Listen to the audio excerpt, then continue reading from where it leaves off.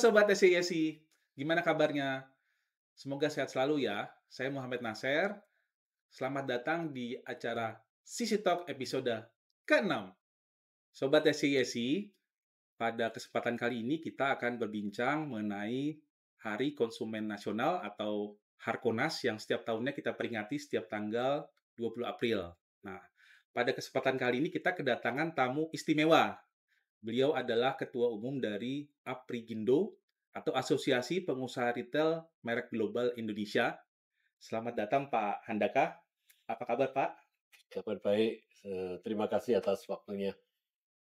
Terima kasih Pak atas kesediaan waktunya pada pagi hari ini. Sebelum kita lanjut ke pertanyaan, eh, Pak Handaka ini selain menjabat sebagai Ketua Umum dari Aprigindo, beliau juga menjabat di beberapa posisi, di antaranya adalah sebagai Komisaris Utama PT MAP Boga Adi Perkasa, dan beliau juga menjabat sebagai Direktur dari PT Mitra Adi Perkasa. Benar ya Pak? Seperti itu ya Pak ya? Ya, betul. Baik. Pak Handaka, sebagai Ketua Umum dari Aprigindo Pak, boleh nggak Pak kami diceritakan sedikit mengenai Aprigindo ini seperti apa, dulu berdirinya kapan, lalu kemudian visi dan misi dari Aprigindo sendiri itu seperti apa Pak? Ya, terima kasih Pak Nasir. Jadi kalau dilihat memang ada organisasi retail yang lain. Hmm. Namun Aprigindo ini sesuai dengan singkatannya Asosiasi Pengusaha Retail Merek Global Indonesia, kami memfokuskan kepada para retail yang mempunyai merek global, jadi yang Iya. sudah internasional. Hmm. Kenapa? Karena eh, ini barang merupakan satu yang mempunyai spesifik tersendiri Hmm. terkait dengan merek, dan itu berarti kan ada hak kekayaan intelektual Iya. yang Iya. harus Hmm. didaftar dan lain-lain, dan nggak bisa didapatkan dengan mudah seperti barang-barang atau produk-produk generik, produk Betul. umum yang secara Hmm. umum diproduksi.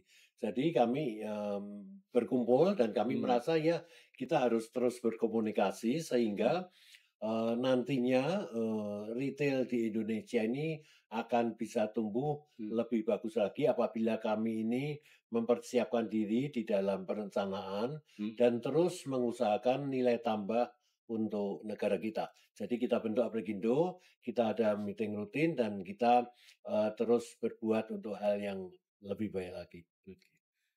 Kalau boleh diceritakan Pak, ini yang jadi anggota di Aprigindo ini sebenarnya dari perusahaan mana saja dan jumlah anggotanya sekarang ada berapa ya?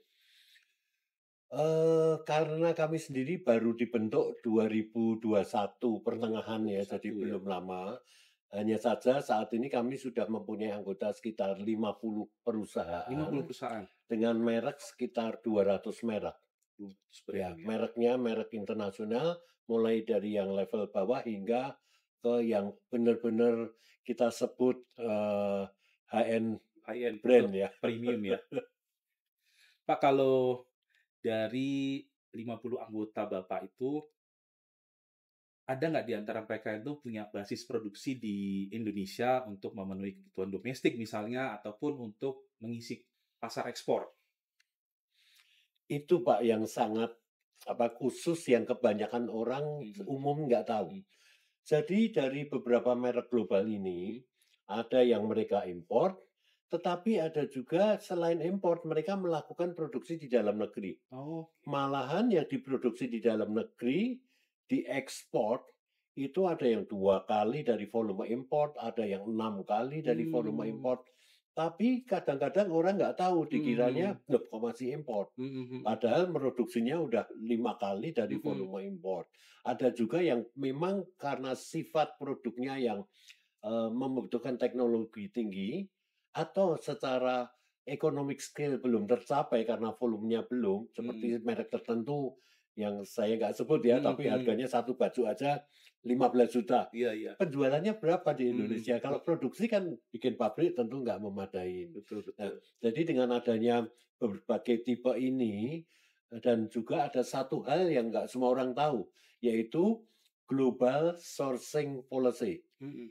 Misalnya Apa saya itu, punya Pak? merek Mhm. A, saya nggak mungkin akan produksi hanya di Bangladesh. Kenapa? Mhm. Seperti yang lalu terjadi pemogokan di Di Bangladesh, mana? mereknya nggak bisa diproduksi. Iya, iya. Jadi mereka itu membagi.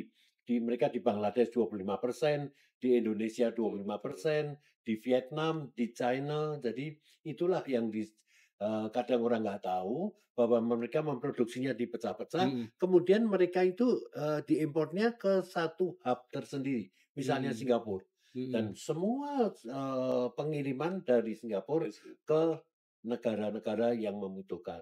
Jadi sebagai distribution center-nya mungkin ya Singapura untuk Betul, beberapa negara ya. betul. Nah, itu kan mungkin, tidak semua, masyarakat tahu ya, Pak, ya.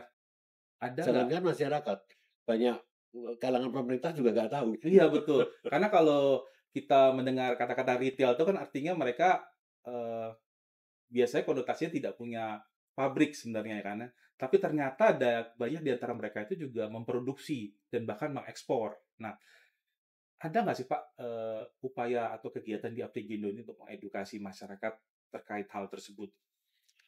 Kami sudah melakukan beberapa usaha, termasuk salah satu kami selalu komunikasi dengan Mhm, BPKN, BPKN, Badan Perlindungan Perlindungan Konsumen Konsumen Nasional, Nasional. bukan YLKI ya, tapi Iya, iya. BPKN-nya.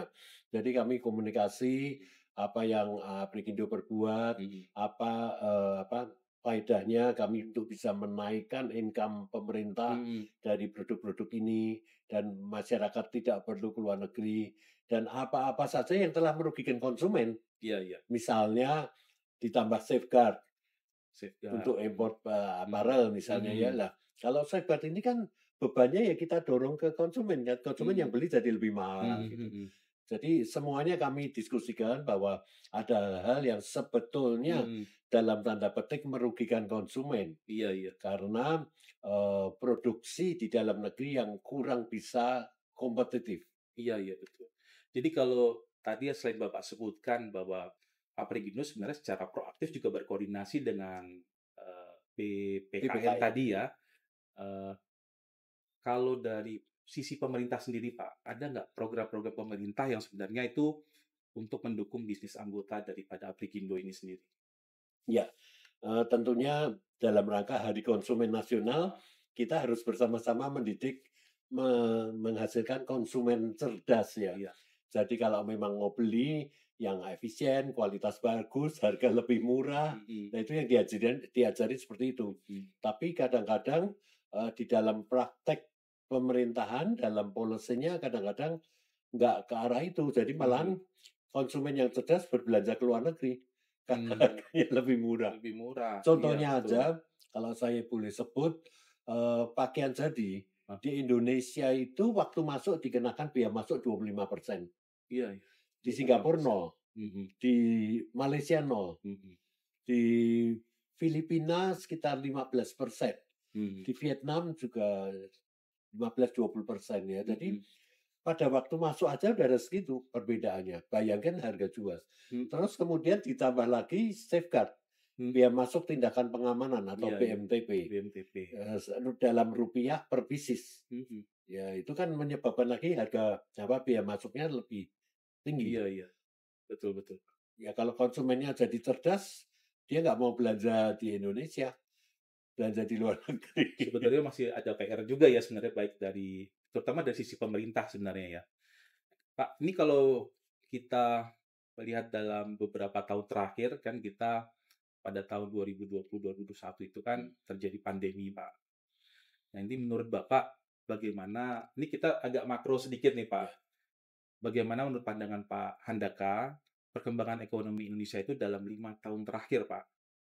Dan bagaimana optimisme Bapak terhadap pandangan ekonomi Indonesia dalam 5 tahun ke depan dibanding dengan, negara lain di kawasan Asia, Pak? Kalau bicara ekonomi itu sebenarnya sangat menarik dan luas. Apalagi tujuan kita adalah pertumbuhan Indonesia yang lebih tinggi Betul, sehingga masyarakat kita lebih makmur kan seharusnya. sejahtera, betul, Pak. Ya kalau kita lihat di tahun 2019 pada waktu keadaan normal belum ada Mhm, COVID-19. mhm, Nah, itu kita lihat GDP growth itu sudah di atas 5%. dan 2019. Mhm. Kemudian di 2020 karena Maret itu terjadi Covid, akan terjadi penurunan dan itu GDP growth menjadi minus 2,7%. Iya. Tapi kalau dicoba dilihat 2021 sudah terjadi GDP growth yang positif lagi 3,7%. Recovery-nya cepat ya? Iya, cepat. Dan 2022 sudah 5,30%. Mhm. Dan 2023 kemarin 5,05%. Tinggi sekali growth GDP 5%. Walaupun kalau kita bisa bilang di negara ASEAN kami masih di bawah Vietnam dan Kamboja. Mhm. Sedikit gitu. Mhm. Dan saya selalu bicara ya, Mhm. saya bukan ekonom, saya bukan pegawai pemerintah, tapi kita kan berandai-andai. Mhm. Wah, kalau sampai produk yang dicari sulit karena harus berkaitan dengan izin pemilik merek untuk Iya. diimpor, itu bisa menyediakan produknya sesuai kebutuhan. Mhm. Kadang-kadang nggak bisa sesuai kebutuhan. Mhm. Kebutuhan sebulan 1.000 datangnya cuma 900, potensial loss 100. Iya, Nah, iya. kalau itu bisa dibayangkan ekonomi growth kita akan lebih lagi. Lebih lagi. Dan kita tahu bahwa di bank ya, deposito yang saya sebutkan dari orang-orang kaya ini kan, Mhm. mereka kalau bisa kan sekarang takut ya, kita pun ke pesawat baru ada orang batuk gitu aja, jangan gitu. Jadi orang tuh Iya, lebih betul. cenderung ada di dalam negeri sendiri gitu. Betul, betul. Artinya meskipun terjadi pandemi, eee, kita berpandangan bahwa kita cukup cepat untuk mencapai recovery rate ya, sehingga pada saat yang tadi Bapak sampaikan, pertumbuhan GDP kita mungkin di kisaran 5,3% dan kita berharap lebih optimis ke depannya, Pak, ya. Tapi tadi menarik, Pak, kembali ke pertanyaan terkait dengan basis produksi Indonesia, Pak. Itu kan harapan pemerintah sebenarnya, dengan adanya basis produksi ini akan tercipta banyak lapangan tenaga kerja, Pak, ya, tercipta lapangan kerja buat, para masyarakat sebenarnya yang membutuhkan. Nah, namun kan hal ini tentunya membutuhkan pertimbangan tertentu, Pak. Ya. Untuk bisa satu perusahaan membuat sebuah basis produksi ini membutuhkan yang namanya salah satunya economies of scale. Ya. Nah, menurut pandangan Bapak, bisa nggak diceritakan faktor-faktor apa saja sebenarnya bisa mendorong percepatan itu, Pak? Ya. Jadi saya ceritakan tentang kami sendiri, Hmm. terlepas dari Aprikindo ya, saya Iya. sebagai direksi dari MAP. Kami mempunyai menangani merek seperti misalnya Skechers, New Balance, dan lain-lain. Mhm. Itu kami produksi di Indonesia. Iya, iya. Itu kami menggunakan PT di dalam grup untuk memproduksi. Mhm. Dan produksi ini dijual di dalam negeri dengan merek asing tadi, dan juga kami ekspor ke luar negeri. Iya. Ada tipe kedua, satu perusahaan dengan pemilik merek, dia akan impor, tetapi pemilik merek ini memberikan ke PT lain untuk produksi. Mhm. Jadi tipenya juga macam-macam gitu. Nah, pada waktu kita mempunyai populasi 270 juta, jadi konsumen kita sebanyak itu. Seharusnya kan economic scale kita akan tercapai dan Tercapai harus. bisa diproduksi di Indonesia. Nah, ini memerlukan waktu untuk bisa apakah bahannya ada enggak? Mhm. Ini pengalaman saya. Iya, iya. Saya punya sekian merek. Kemudian ini bisa diproduksi di Indonesia. Merek ini saya mau produksi. Begitu cek ke pabrik di Indonesia, oh saya nggak punya bahannya, nggak punya Mhm. kainnya. Betul, Kan betul. saya juga kaget loh. Iya, iya. Apaan ini disuruh produksi Indonesia? Diproduksi kan kainnya macam-macam. Mhm. Ada yang katun, ada yang apa, ada yang Mhm, mhm. polyester. Lah ini problem-problem gini belum pernah diadakan forum group discussion Mhm. antara Kementerian Perindustrian, Mhm. Kementerian Perdagangan, Mhm. dan konsumen. Mhm. Jadi sebaiknya itu gimana? Mhm. Kalau kita serius, seharusnya ini akan Mhm. settlement-nya cepat sekali. Oh, yang dibutuhkan apa? 270 juta, Mhm. cari konsumen sebanyak itu sulit sekali. Besar sekali potensial marketnya, Pak, Ya. ya. Jadi saya sendiri menyampaikan sebagai orang swasta ya, Iya. tapi kadang-kadang saya gregetan juga gitu. Ini Mhm. kalau benar-benar oh disambung di ini kan duduk setiap minggu sekali, Mhm. pasti hasilnya lebih bagus. Iya, Pak. Tadi Bapak sebutkan, sempat sebutkan beberapa merek ya, yang saya juga pakai sebenarnya tuh, merek sepatu tuh, Pak. Kalau menurut Bapak, eee, awareness dan daya beli konsumen Indonesia ini kan sebenarnya punya selera terhadap beberapa branding global sebenarnya. Itu terkait daya beli mereka itu menurut Bapak seperti apa, Pak, saat ini? Jadi kalau kami lihat ya bahwa kami amatin memang, segmen masyarakat ini kan, bermacam-macam. Mhm, Ada yang gajinya UMR, iya, ada yang lebih, ada yang manajer, mhm, malah ada yang ratusan juta. Nah, mhm, ini tentunya mereka akan menyasar produk yang menjadi gaya hidup mereka. mhm, Yang pada waktu pas-pasan, oke, buat belinya ini. Itu pun juga naiknya mungkin kendaraan, yang lebih murah. Tapi begitu lebih tinggi, dia mulai kredit mobil. Padahal ini lain lagi ya. Jadi, setiap konsumen ingin membeli produk sesuai dengan satu levelnya, kedua dengan gaya hidup. mhm, Ya kan kalau gaya hidupnya ini dia akan ngikutin, apalagi sekarang sosmed ini udah beredar dengan sangat cepat dan ini yang akan mendukung bagaimana gaya hidup itu didorong. Jadi kalau kita mempunyai produk di level apapun, kalau ini menjadi minat dari konsumen, yang belum mampu pun dia berusaha. mhm, Kan sekarang ada itu yang buy now pay later. Beli sekarang, bayar bayar nanti. belakangan.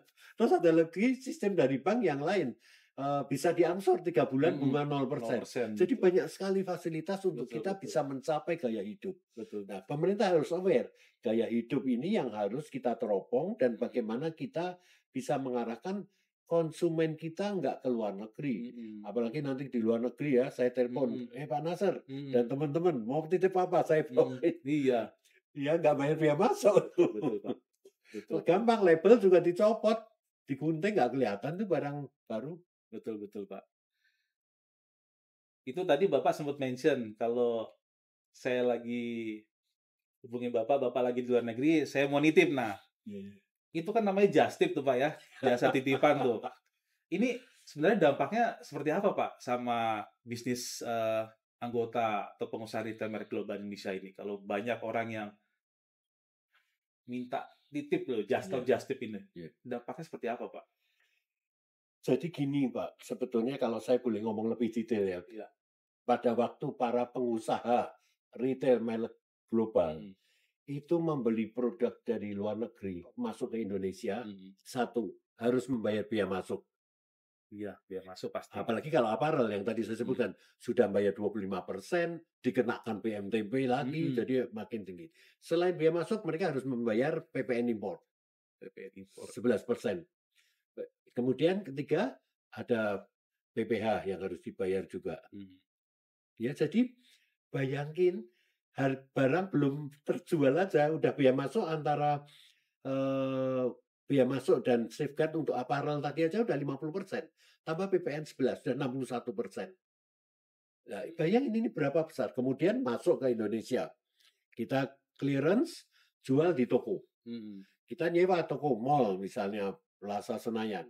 Waktu nyewa toko misalnya 100 meter persegi. mhm, Nggak ada yang tahu bahwa sewa itu mhm, per meter persegi, mhm, 11% PPN itu setor ke pemerintah. mhm, Kemudian ada lagi yang namanya PPh final. mhm, PPh final ini saya tidak bayar ke mallnya, tapi saya potong 10%, mhm, saya setor. mhm, Jadi saya agen pemerintah nih, mhm, tanpa mhm, komisi tapi. iya.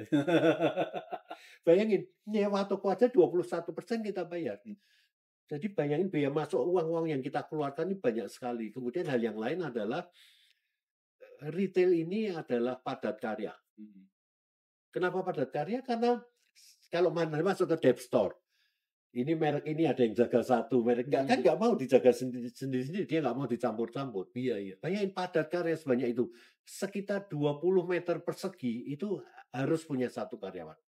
20 meter persegi. Bayangin kalau kita betul, kayak dep store, kami di Central Park misalnya mhm, 20.000, mhm, berapa karyawan kita? iya iya, Untung belum pasti, kan tergantung penjualan. Yang sudah pasti adalah sewa, service charge, listrik, betul, gaji, Pak, eee, apa BPJS itu yang kita harus jalan. Jadi kalau yang just tip itu merupakan satu mata pencarian dan itu legal ya monggo aja silakan dilaksanakan. Tapi pemerintah harusnya sebagai peneropong itu akan tahu oh bisnis ini kontribusi ke pemerintah tuh banyak sekali. Fair nggak gitu aja saya kembalikan, saya nggak bisa bilang larang just tip, tapi pemerintah bisa fair nggak memelihara pengusaha yang mendatangkan income begitu besar dalam persentase tadi. Nggak semua orang tahu berapa persen yang kita udah bayar kepada pemerintah. Iya betul Pak. Nah ini mungkin masih ada hubungannya sama just tip Pak. Kalau terkait dengan perdagangan melalui e-commerce Pak. Nah ini kan perdagangan melalui secara online. Sedangkan retail kan dia secara fisik, store fisik. Ini dampaknya seperti apa Pak sama bisnis anggota Pak? Saya sendiri nggak mencoba mengeluarkan kata-kata yang selalu mengkritik ya. Karena saya selalu bersyukur pada Allah atas apa yang sudah diberikan. Tapi kembali kepada tadi, sebagai pengelola peraturan, lihat nggak sih bahwa e-commerce itu seperti apa? Ya kan bisa jualan online dan itu menjadi tren. Nggak perlu bayar tadi sewa PPN 11%, PPh 10%, bayar listrik belum pasti untung. Ya kalau yang e-commerce kan apa mau semua mall ditutup, semua jadi e-commerce aja. Ya itu satu. Kedua yang just tip tadi. Ya tadi hal-hal inilah yang kadang-kadang perlu bukan dilindungi loh. Iya. Fair treatment. Saya nggak minta dilindungi. Treatment yang fair untuk semuanya.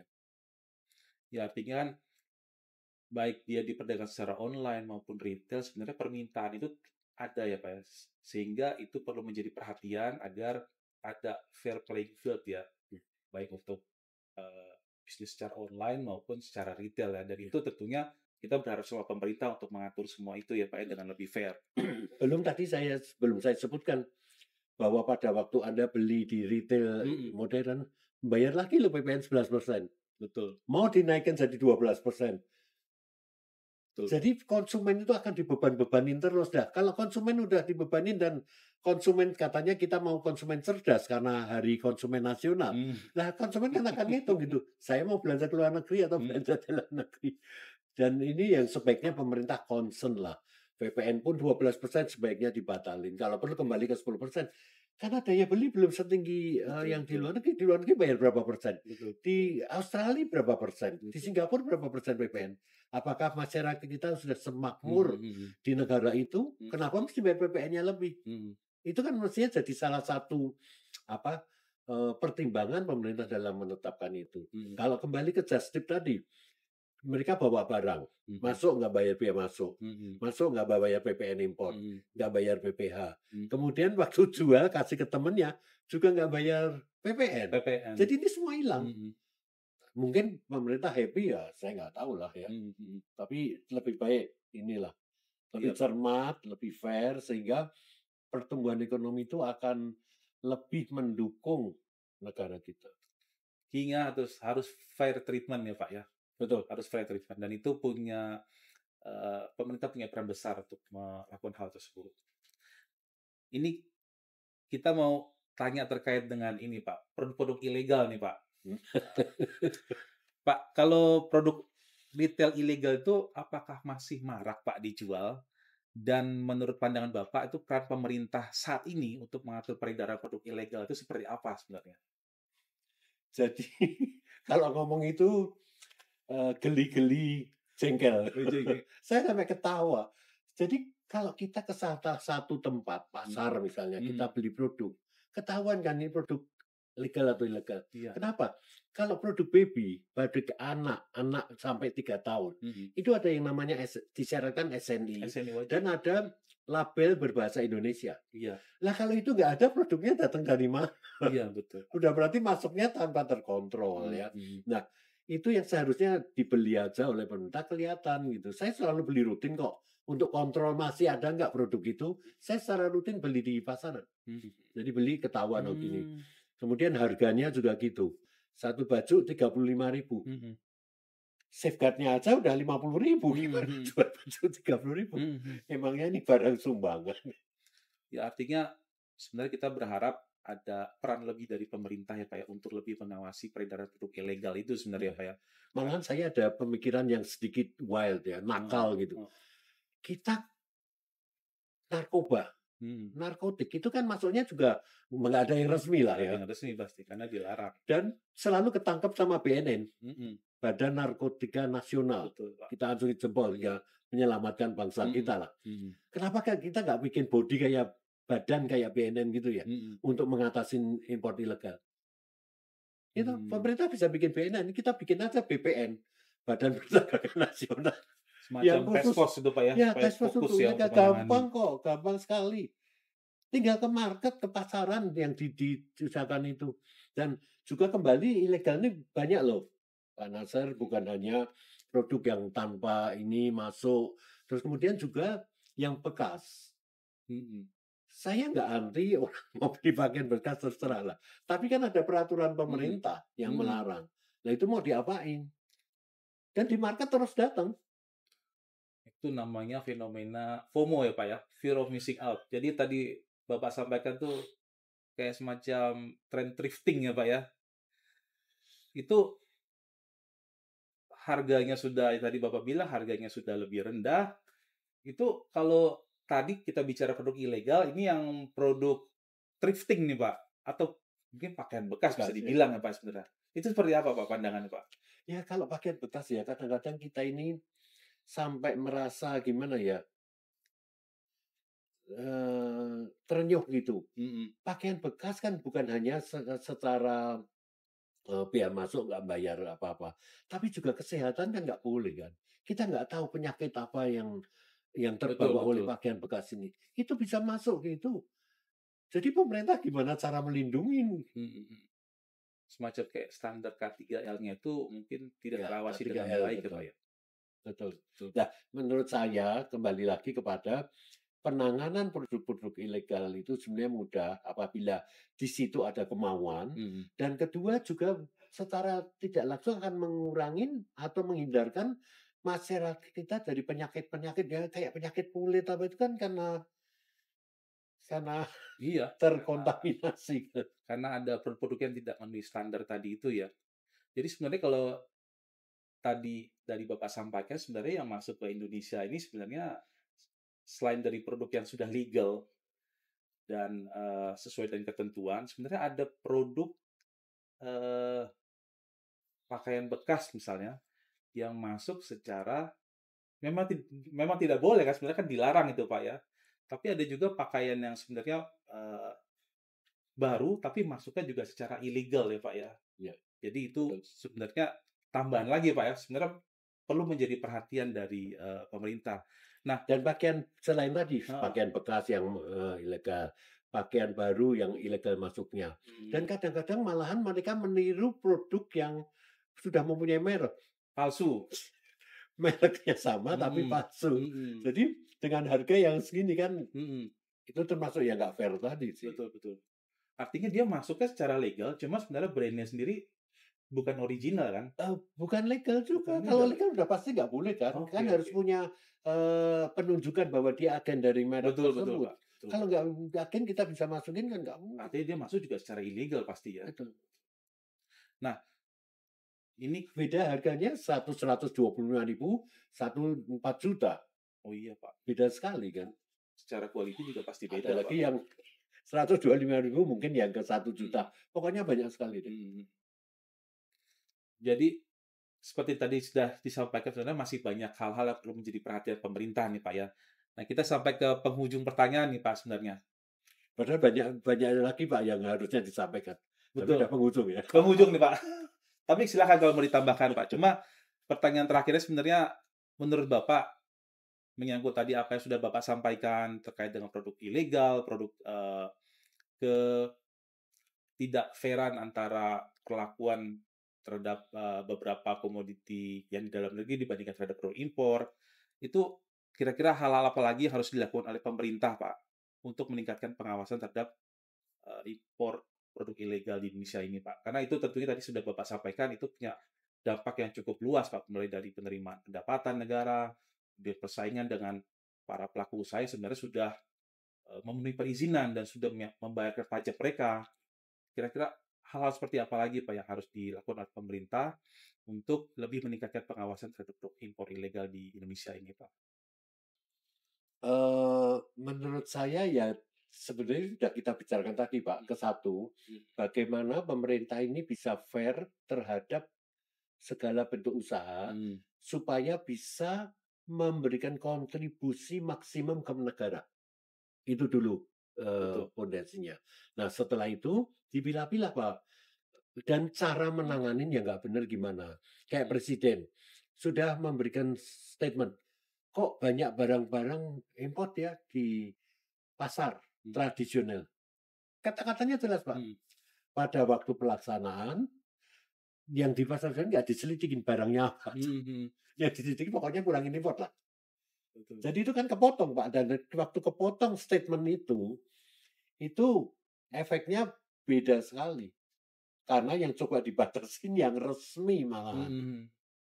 Dan Jadi, ini bukan generik loh Pak. hmm, hmm, Aprikindo, asosiasi kami ini khusus barang yang mendapatkan merek dari luar negeri. hmm, Dan itu khusus, dan itu kepercayaan Pak. hmm, hmm, Ya Bapak lah kalau misalnya punya gudeg apa, hmm, ABC. hmm. Saya mau franchise dari Bapak aja, Hmm, Bapak lihat, kamu kalau masak bisa enak enggak? iya, Kamu jualan ini enggak? Nipu enggak? banyak hal-hal yang harus dilihat juga ya Nah, Pak ya. takutnya nanti jualan udah basi. Hmm, Lah apalagi ini merek yang terkenal, Pak.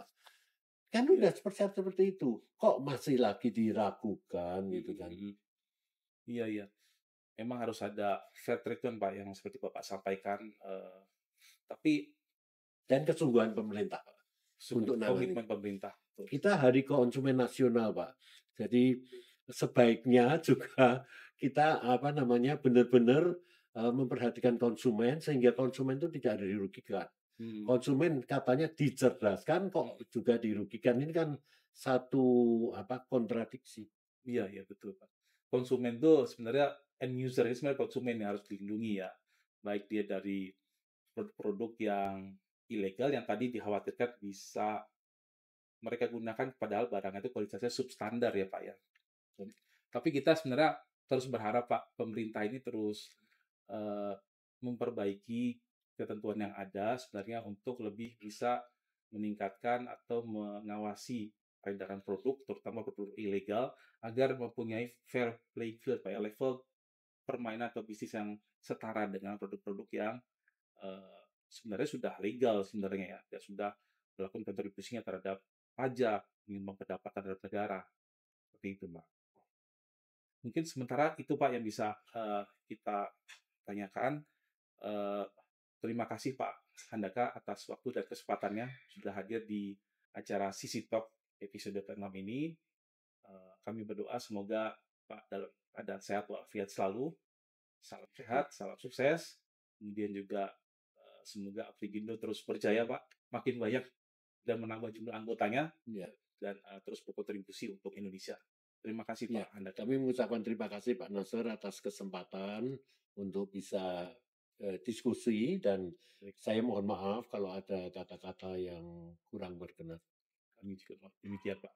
Terima kasih Pak Handaka. Nah, demikian Sobat ICSI perbincangan kita dengan Bapak Handaka Santosa. Jangan lupa ya untuk like, komen, dan subscribe. Sampai jumpa di episode berikutnya.